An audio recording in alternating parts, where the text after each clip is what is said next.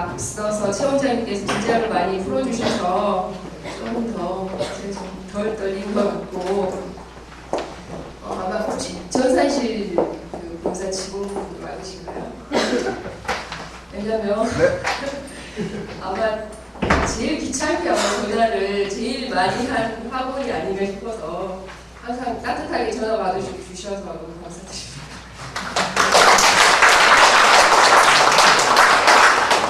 사실 서울에 가맹한 지 1년 된 것 같아요.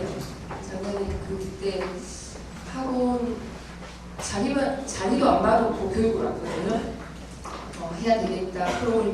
프로그램 너무 마음에 들어서 해야 되겠다고 저하고 저희 남편이 업을 바꿀 어떤 계기가 돼서 같이 와서 그 교육을 듣고 그때 제가 여름 옷을 입고 왔던 것 같아요. 그래서 1년이 조금 넘은 것 같고 사실 서희를 택하고 가업을 바꿨기 때문에 정말 서희를 끊임없이 시험했어요. 사실 아이들을 통해서 서희를 끊임없이 시험했고 정말 100번 하면 되니까 저는 제 신랑한테 어떻게 이들한테 100번을 하라고 해. 말도 안 돼. 20번만 하자. 근데 원칙주의자예요. 사실은 이 자리에 서야 될 분이 그분인데 집에 다른 행사가 있어가지고 제가 계시러 왔거든요. 정말 100번을 시키더라고요. 애들한테. 근데 정말 애들도 너무나 순진해요. 저를 믿고 따라 학원 오픈할 때 제가 공부방에서 데려왔던 20명 정도 했는데 저하고 너무나 잘 맞던 아이들이라 죽으라면 그 신호까지 할 정도로 아이들이 그랬는데 처음에는 100번 해라 하니까 다 기절하고 소리를 치더라고요. 근데 100번을 해내고 그날 IMR을 처음 시작했으니까요. 100번을 하고 집에 가면 숙제가 20번을 줄잖아요. 20번 반복. 그 다음날 교실에서 그것들을 체크했을 때 완전한 상태는 절대 아니에요. 그런데 그날 숙제로 또 바퀴로 또 나가거든요. 그리고 나서 그 다음날 교실에서 아이들을 만나면 완벽하더라고요. 혹시 수업 들어가신 원장님들 계세요? 한번 알고 싶어요. 한번 죄송해요. 손 좀 들어주세요. 수업을 안 들어가신 원장님 제 말을 아마 제가 하는 이야기 반쯤을 이해 못 하실 거예요. 그 아이들이 그렇게 해내는 걸 보고 100번의 의미, 20번 반복의 의미, 20바퀴의 의미 이걸 직접 해보지 않으신 분들은 그 횟수와 범위와 반복과 바퀴가 무슨 의미겠어요? 교회에 3번, 오늘은 3번, 내일은 1번, 그 다음날 2번 이거 아니거든요. 교회에 3번의 의미는 분명히 있어요. 그리고 실수를 했을 때 완성을 하고 그때부터 3번이거든요. 그것들을 저와 저희 실장님이랑 아이들이 부르거든요. 직접 체험하면서 지금은 그래요. 확인하고 시험하고 아이들 통해서 확인하고 때로는 아까 우리 남기정 부장님께서 과학적이라고 말씀하셨는데 정말 과학적이다 생각 들 정도로 그런 감탄하고 있는 지경이다. 네, 그렇게 서울에서 돈 받고 나서 가고하는 게 저희 앱실은 저는 항상 아이들을 그룹으로 수업해야 된다는 원칙을 가지고 있었어요. 집에서 할 때도. 그래서 그룹으로 앱실을 운영해요. 그래서 2명이든 3명이든 똑같은 아이들이 그 시간에 들어갑니다. 그리고 저희 최재성 본부장님 아까 군대 갔다 군인 같다고 말씀하셨는데요. 저희 랩실은 군대에 사실 처음에는 서희를 하면서 랩실은 좀 교사가 쉴 수 있는 시간이겠구나 라고 생각했었어요. 애들 얘네들 해라 하고 수행검사 예를 들면 좀 하고 아이들 이렇게 눈으로 앉아서 보면 되겠지 했는데 난리가 났어요. 그 5가지 규칙이 있었음에도 아이들이기 때문에 절대 그대로 하지 않고 기존의 생각들 그대로 가지고 기존에 들었던 발음을 그대로 하고 있더라고요.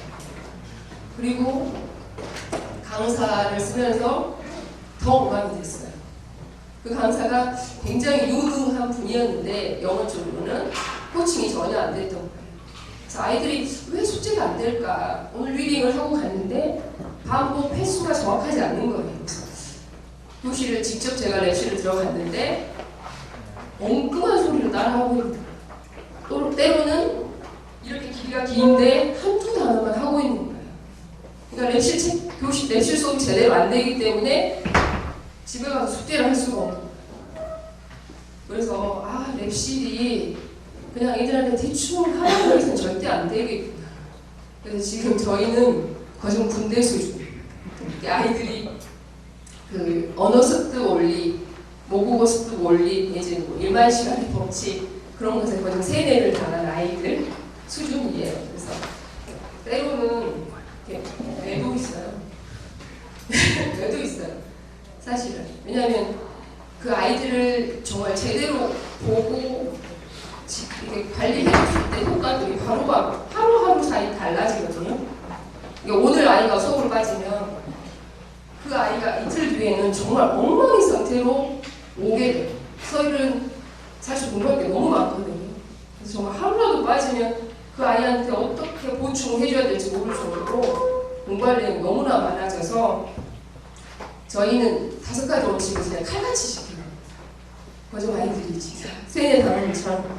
그래서 되게 선생님이 보안도 주시고 엄격하게 관리하고 그래서 때로는 저런 아이들 다 떨어지는 거 아니야? 이렇게 불안한 때가 있거든요, 사실.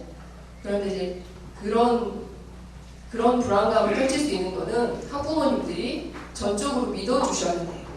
학부모님들께서 내 자녀의 미래를 아까 맡긴다 하셨잖아요. 정말 다 맡겨주셨어요. 그렇지 않으면 이 녀석이 분명히 숙제를 한다고 했는데 안 돼서 또 남아있어요. 그럼 부모들이 그걸 믿을 수 없거든요. 그래서 남아서 1시간을 하고 가야 되고 그런 것들을 다 믿어주셨기 때문에 그런 게 가능했고 딕테이션 할 때도 그래요. 이제 저희는 처음에 딕테이션 번호를 누르면 소리가 먼저 나오죠. 그럼 그 소리를 What does she do? 하고 타이핑 할 때 What does she do? 하고 마지막 체크 버튼 누르면 또 What does she do? 또 나오거든요. 그렇게 3개를 하지 않으면 저희 학원에서는 딕테이션 좀 했다 이런 걸 못해요. 정확하게 그게 돼야 되고 그게 안 되면 랩실에서 선생님한테 바로 지적을 받고 다시 일본으로 돌아가게 돼 있어요. 이런 처음부터 훈련들이 지금 아이들이 IMI 하다가 점프 6 하는 아이들이 지금 그 그룹 아이들 10명이 되는데 숙제를 안 해오는 아이가 없어요.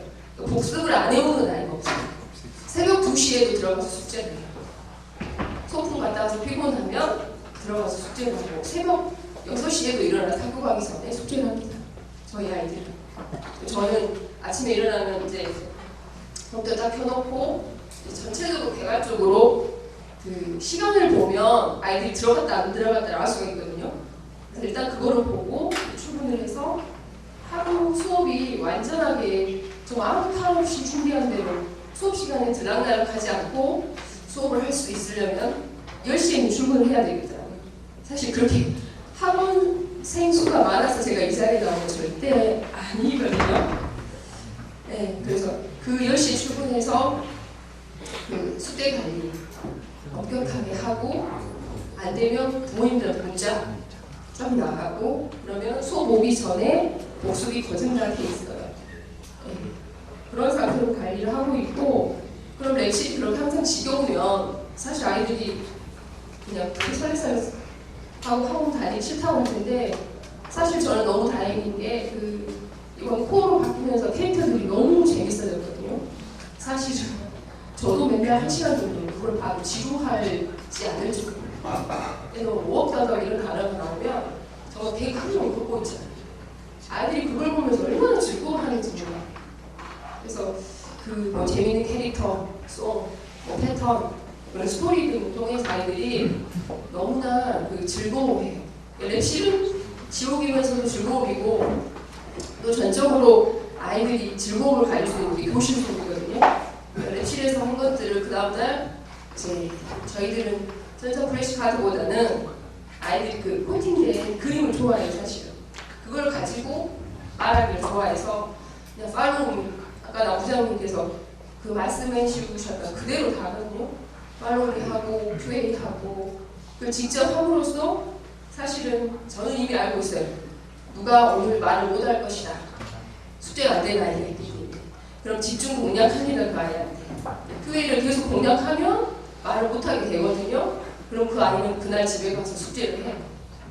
그래서 교사가 그 아이의 상태를 파악하고 수업에 들어갔을 때 잔소리가 필요해요. 내 친구들한테 창피하고 퀘스천보다 완수를 못하니까 그대로 가서 숙제하게 되더라고요. 그래서 저는 랩실은 어떤 간단한 액티비티, 이런 말초신경 자극하는 그런 쇼나, 사실 전에는 그랬어요. 마술쇼 빼고 불쇼 빼고는 영어 선생님 다 할 줄 알아야 된다, 이런 얘기가 있을 정도였는데, 저는 그래요. 높은 산을 오를 때 아이들이 그 성취감을 보여줘야 된다고 생각해요. 그래서 아이들이 힘들어하면 마구 야단치지 않아요. 따로 불러서 너의 스케줄이 어떻게 됐는지, 네가 숙제를 못하게 된 원인이 무엇이었는지, 그리고 다시 그 집에서 영어를 말해줄 수 있는 사람이 있는지 묻죠. 없는지 뻔히 알면서. 그래서 그러니까 네가 숙제를 해야 된다. 컴퓨터를 켜서 들어가야 되고 그 소리를 반복해야 된다. 왜? 엄마 아빠는 말을 해줄 수 없으니까. 이렇게 얘기를 하거든요. 그래서 그 작은 성공의 스토리들을 아이들이 다 가지고 있어요. 그래서 어떤 아이들은 선생님 저는 제가 너무 자랑스러워요, 이렇게 본인이 본인을 칭찬하는 아이들이 굉장히 많아요. 저도 참 해보신 원장님을 아실 거예요. 1시간 동안 랩실에서 그 뜨거운 컴퓨터 열기 나온 랩실에서 아이들이 앉아있는 게 얼마나 힘든지, 그래서 그거는 저는 굉장히 칭찬받아야 될 일이라고 생각하고 아이들하고 항상 한타를 합니다. 잘 해냅니다. 그리고 안 되는 아이들이 꼭 있거든요. 개인 면담을 통해서 아이 스케줄을 항상 부모님과 상담을 해야 돼요. 복습할 수 있는 시간이 이 아이가 확보되어 있는지. 만약 그 시간이 확보되어 있지 않는데 계속 숙제를 하라고 할 수는 없거든요. 그래서 그 시간이 확보되지 않는 아이를 퇴원시키기도 했습니다. 그게 있고, 그 다음에 두 번째 말씀드리고 싶은 거는 숙제 관리인데요. 사실 저도 PPT도 할 줄 알고 뭐 이런 걸 할 줄 아는데 여기 서야 된다는 거를 한 달 전에 알았음에도 불구하고 머릿속으로만 이렇게 생각하다가 그래도 정리를 해갖고 가야지 하면서 어제 오늘 내일 이틀 비워야 되니까 이것저것 좀 집안 손 봐놓고 새벽 2시 반에 컴퓨터 앞에 앉아가지고 그냥 A4세에다 끄적끄적 이렇게 타이핑 해가지고 왔는데, 스포큰이면 순서를 바꿔서 하면 아이들한테 숙제 한 걸로 인정을 하지 않습니다. 리튼을 좋아하는 아이들은 늘상 그것만 해요. 스포큰 밥 먹고 받기가 힘든다는 걸 알기 때문에. 그리고 이렇게 타이핑이 늦은 아이들은 항상 말하기만 하고 리튼을 소홀히 하게 되거든요. 그래서 항상 숙제를 내줄 때부터 오늘의 주요 학습 무엇인지를 보고 체크해서 내주게 돼 있고, 이 숙제표는 사실 부모님들 오시면 뭐 잘하고 있어 이런 애매한 말 아무 의미가 없어요. 이거 보여드리거든요. 어제 리딩 숙제였는데 리딩 숙제가 안 돼서 오늘 수업에서 이랬습니다. 그럼 부모님 그대로 들어가시죠. 그리고 그날부터 아이 숙제 잘합니다. 저희는 숙제라는 표현을 안 쓰고 복습이라는 표현을 되게, 숙제로 아이들이 너무 두렵적인 개념이 많아서 복습이라는 표현을 쓰는데요. 그래서 이제 부모님 상담도 저희는 부모님과 꼭 네온에서 오셔가지고 이런 결과지들을 보고 상담을 합니다. 그래서 이런 숙제표하고 테스트지 모아둔 거, 그런 걸 몽땅 추려가지고 이렇게 한 학생당 자료를 묶어서 그렇게 밝게 상담을 해드리고, 그 다음에 아이들이 가르치면서 제일 보람 있었던 때가 IMR이 한 27권, 18권부터 했던 아이들이 25권을 넘어가니까 선생님 듣는 게 훨씬 이해가 잘 돼요. 더 쉬워요. 생각해서 말하려고 그러면 더 어려워요. 이런 말을 할 때 제가 진짜 아마 천장을 뚫고 뛰었던 경험이 있고, 제가 서희를 탔겠던 이유도 집에서 이제 미국 교과서하고 렛츠고를 하고 있는데 렛츠고 교재가 올라갈수록 책을 덮으면 아이들이 말을 못하는 거예요. 그래서 뭐 CD를 몇 번 트랙을 몇 번 듣고 따라와라 해도 소용이 없더라고요. 그래서 이거 문제다. 제 아이도 가르쳐야 되기 때문에 찾아다녔던 게 저하고 어떤 필이 맞았던 게 서희대고, 그래서 그 아이들이 이제 그런 말을 해줬을 때 정말 너무 보람 있고 행복하다는 생각을 했습니다. 그리고 마지막으로 이제 상담할 때 사실 되게 이렇게 막 고자세로 나올 수 있는 처지는 아닌데 되게 고자세로 좀 나와요, 부모님들한테. 그러니까 부모님들을 철저히 교육시킵니다. 우리가 우리말 어바를 배웠던 그 이야기를 그대로 다 풀어주고 영어 습득을 그렇게 해야 된다 원리를 이해시킵니다. 그리고 숙제할 수 있는 시간을 확보하지 않으면 절대 받지 않습니다. 그리고 끝까지 숙제할 시간을 확보하지 않고 학원에 와서 숙제를 하겠다는 아이는 퇴원시킵니다. 그렇게 하고 있고, 재원 선생님 상담도 아까 말씀드린 것처럼 테스트지, 숙제 검사표, 주간학습 현황은 상대적인 비교를 해주신 부모님들이 제일 긴장을 하세요. 주간학습표를 쫙 뽑아놓고 10명 학생들 쫙 보고 철수는 4시간인데 영희는 2시간이에요 했을 때 부모님 바로 들어가면, 집에 돌아가시면 그날부터 숙제 엄청 잘 됩니다. 그러니까 그런 이 서희의 과학적인 것들을 잘 이용하시면, 그래서 저희들이 전산실에 계속 전화를 합니다. 뭔가 오류가 있거나 아이들 간의 어떤 의사소통에서 문제가 생겼을 때 그걸 바로 확인해야 되거든요. 사실 저는 2번 할까 1번만 했으면 좋겠는데 저희 그 실장님께서 너무나 원칙주의이셔가지고 하루에 10번도 전화할 때가 있습니다.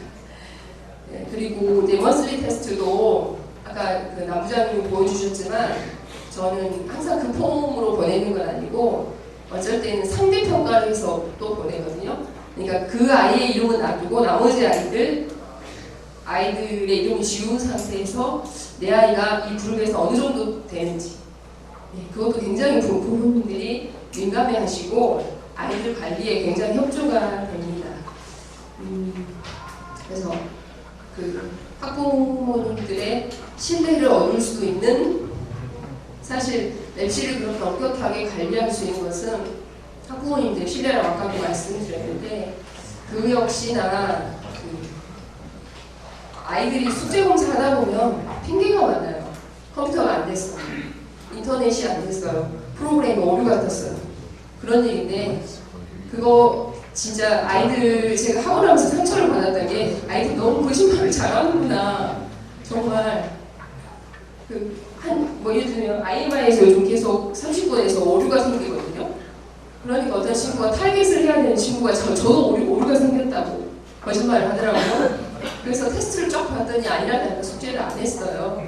숙제를 하면 그 표현을 모를 수가 없는데, 그래서 아이 이렇게 상처를 주는구나. 그래서 저는 아이들이 이 핑계에 저 핑계에 댈 수 있는 어떤 근거를 절대 교사가 마련해주면 안 되거든요.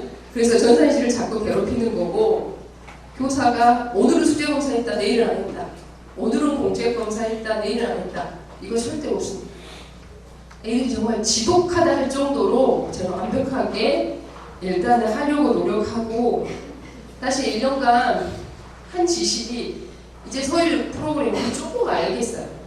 사실 첫 한 2달, 3달은 도는 줄 알았어요. 제가 머리를 부여잡고 온 적도 있었어요.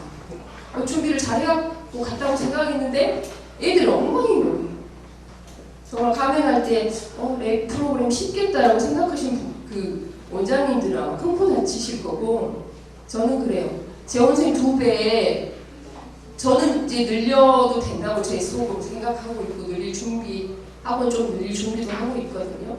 다른 원장님들도 먼저 이거에 대한 파악이 먼저 되셔야 된다고 생각해요. 이게 안 되면 학부모 상담할 수 없어요. 그럼 아마 3달, 4달 하다가 다른 학원 가거나 그렇게 될 거라는 생각이 들고, 아까 그 전에 최 원장님 그 UCC 얘기해 주셨는데요. 저는 사실은 초등아이들 가르치는 거 훨씬 쉽잖아요. 쉬워요. 하면 더하지. 내가 그리고 싶은 대로 마음대로 그릴 수 있거든요. 근데 중등아이들은 일단 공부하는 자세가 안 돼 있고, 뭔가 기존에 있던 학습법을 그대로 고수하기 때문에 바꾸기가 쉽지 않은데 일단 저는 또 생각이 조금 달라서 학교 시험을 잘 보게 되면 그게 자신감 분명히 되는데 그거를 아이가 자만심으로 가지 않게 만드는 게 교사의 능력이 되지 않을까 그 생각이 들고 60점짜리 아이를 이번에 능률 67과 거기에 보면 뭐 동사에 따른 주격, 목적격 보호에 관련된 문법상 쫙 나오거든요. 문장을 반복시키고 이해시킨 다음에 문법 설명을 했더니 거듭 틀리는 게 없고 그 상황을 이해를 합니다. 기초가 전혀 안 된 상태의 아이인데 오용식 문장을 그렇게 이해하게 만들어줄 수 있는 게 좀 UCC가 아닐까, 교과서가 아닐까 그런 생각해보고 사실은 저희 학원도 4, 5, 6학년보다 중학생들이 더 못하거든요. 사실은 영어 레벨이 좀 더 낮아요. 그래서 중학생들은 지금 제가 있는 학원 중학교 서술형 평가가 굉장히 많이 막 시험 때마다 확대가 되고 있어요. 그래서 타겟 스피킹을 굉장히 본 프로그램 하면서 부수적으로 하고 있는데 그냥 아이들이 A4로 그냥 컴포지션을 주면서 시험을 이렇게 보게 하면 별로 이렇게 긴장감이 없거든요. 전 책으로 더 좋은 교재 만들어서 쓰시기도 하겠지만 이 책으로 해서 블루 단계에서 블루로 표지를 해가지고 이거를 이제 정해진 날짜에 테스트를 보게 하거든요. 이거 역시 중등 부모님 상담론 최고거든요. 왜냐하면 굉장히 쉬운 문장들인데도 아이들이 거듭 틀리거든요. 왜냐하면 더 많은 더 어려운 영어는 알지라도 이 프로그램 공부하지 않으면 절대 완성해서 쓸 수 없어요. 그래서 학원 오픈하고 한 1년간 서희의 맛을 이제 조금 알았고 그래서 전화가 오면 저하고 랩실 선생님 항상 이렇게 학생에 대한 얘기들을 끊임없이 해야 돼요. 그 아이의 사적인 얘기까지. 그래야지 학생 관리가 되는 것 같아요. 그래서 정말 학원 사람이 할 짓이 아니구나. 정말 이런 생각이 들 정도로 그런데 정말 어떤 아이를 맡았을 때 내가 얘를 어디까지 책임져야 되는가에 대한 의문은 끊임없이 드는데 제 아이가 고등학교를 가고 이렇게 사회대학을 준비하고 있는 과정에서 정말 학원들이 쉽게 돈 벌면 안 된다는 생각이 들고 이렇게 입학 상담을 하러 오는 아이들을 만나면서 제일 가슴 아팠던 게 부모님들은 아이를 탓하시거든요. 막 제가 이들 앞에서도 얘가 공부를 안 해서 시험을 못 봤다고. 그런데 가만히 보면 공부하는 방법을 한 번도 제대로 얘가 배웠던 적이 없었던 것 같다. 특히 영어 같은 경우는. 네, 문장을 조동사를 찾아서 쓸 줄을 몰라요. 그런데 이미 교재는 중등 문법 이상을 했고 리딩 교재도 이미 수준급의 리딩 교재를 하고 있는데 우리 서희 YMI 30분에 나와 있는 퀘스천에 대한 앤서를 절대 못 쓰는 아이들이 굉장히 많아요. 그래서 정말 이거는 그 아이의 탓이 아니고 영어를 가르치는 사람의 잘못이라는 생각이 정말 들었습니다. 그래서 중등은 타겟 스피킹하고 UCC 활용하는 게 저는 많이 도움이 좀 됐고 교사 없이 이런저런 얘기했는데 사실은 이렇게 큰 자리인 줄 알았으면 제가 할게요 이런 소리 못했을 거예요. 제가 좀 단순해가지고 해보죠 이렇게 했는데 사실 너무 깜짝 놀랐고 저는 랩실에서 아이들한테 그렇게 말해요. 바보가 되라고. 요즘 스티브 잡스의 스탠포드 대학 연설을 보니까 마지막 Stay hungry, stay foolish 나오더라고요. 항상 그 말을 foolish라고 했었어요. 뭔가 기존에 네가 알았던 걸 생각하지 말고 원어민의 소리를 듣고 그대로 따라해라. 근데 그게 교사가 직접 해봐야 돼요. 정말 저는 원생 2배로 늘리시려면 원장님이 또는 선생님이 직접 해보시고 QA 3번, 딕테이션 3번, 컴포지션을 한 번 했을 때하고 그냥 하루만 하고 그 다음날 안 했을 때 그 차이를 직접 느껴보셔야 된다고 생각해요. 네, 두고 없는 말씀 들어주셔서 감사합니다.